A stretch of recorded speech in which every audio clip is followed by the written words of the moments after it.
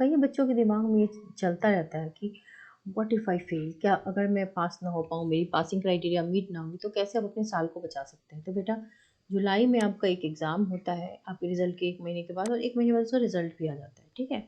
अब hard work अगर एक तो पहली बात आपको बताऊँगा, मॉडरेशन, ग्रेस वगैरह सबको दिए जा रहे हैं। बहुत अच्छे से लीनियरली कॉपी चेकिंग हो रही है। फिर भी अगर आपने नहीं लिखा है, तो भी अभी आपके पास 2 महीने से ज़्यादा का टाइम है। कंपार्टमेंट एग्ज़ाम का अब नया नाम है सप्लीमेंट्री एग्ज़ाम।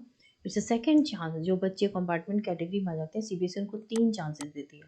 पहली अभी देगी 1 महीने रिज़ल्ट के बाद, दूसरा अगले साल बोर्ड के बच्चों के साथ, और तीसरा अगले साल के बोर्ड के बच्चों के कंपार्टमेंट के साथ। तो 3 chances she will be providing. उसमें सिर्फ़ आपको ये इस तरीके से सर्कुलर आता है आंसर बुक वगैरह का। So there are 3 attempts. First attempt 1 महीने बाद ही हो गया, आप अपना साल बचा सकते हो। सेकंड, थर्ड अगले साल होगा, ठीक है? तो अगर 3 अटेम्प्ट में कोई पास नहीं होता है, then you have to reappear. तो किसी को टेंशन लेने की आवश्यकता नहीं है। तो कंपार्टमेंट एग्ज़ाम जो होते हैं वो एप्लीकेशन विंडोज़ का 4 दिन बाद खुल ही जाता है रिज़ल्ट्स के, ठीक है? और एग्ज़ाम आपका जुलाई में कंडक्ट होके रिज़ल्ट अगस्त तक आ जाता है। आज तक तो यही हुआ है। तो एप्लीकेशन विंडो भी ज़्यादा दिन खुलता नहीं है, 2 से 5 दिन का खुलता है। और उस हिसाब से जो रेगुलर कैंडिडेट है उनकी फॉर्म जो है वो सीबीएसई की स्कूल से फुलफ़िल कर देते हैं।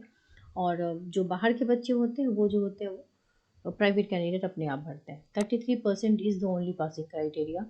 और रेगुलर स्टूडेंट कौन, जिसने इस साल बोर्ड दिया है, प्राइवेट स्टूडेंट कौन, जिसने लास्ट ईयर या उससे पहले बोर्ड दिया होगा। तो प्राइवेट स्टूडेंट के लिए जो सीबीएसई का पोर्टल है, वेबसाइट है, वहाँ पर जाकर के उनको अप्लाई करना पड़ेगा। रेगुलर स्टूडेंट को टेंशन लेने की आवश्यकता नहीं है। और तो ये 3 चांसेस है। उसके अलावा बेस्ट ऑफ 5 होता है। अगर आपके 6 सब्जेक्ट में से 5 में पास है तो स्टिल यू आर पास। तो ये भी है। परसेंटेज अप हो जाता है, अगर 6 सब्जेक्ट है तो बेस्ट 5 के परसेंटेज कैलकुलेट करके आप अप हो सकते हो। तो बहुत सारे तरीके हैं। अगर मान लो आपने 6 सब्जेक्ट से ज़्यादा 7 लिए हैं, उसमें आप 5 में पास हैं, तो भी आप पास हैं। और इस पर तो second board is also an option, कि आप सेकंड बोर्ड दे करके भी मार्क्स बढ़ाओ। उसके बाद फिर कंपार्टमेंट का एक अलग से चांस मिलेगा। तो this is very fair to all of you. तो किसी को टेंशन लेने की ज़रूरत नहीं है। अच्छे से जिन्होंने बिल्कुल नहीं लिखा है वो पढ़ाई करना शुरू कर दीजिए। जिन्होंने थोड़ा बहुत भी रिलेवेंट अटेम्प्ट लिया है 15, 16, 17 नंबर का, तो वो पास हो जाएँगे।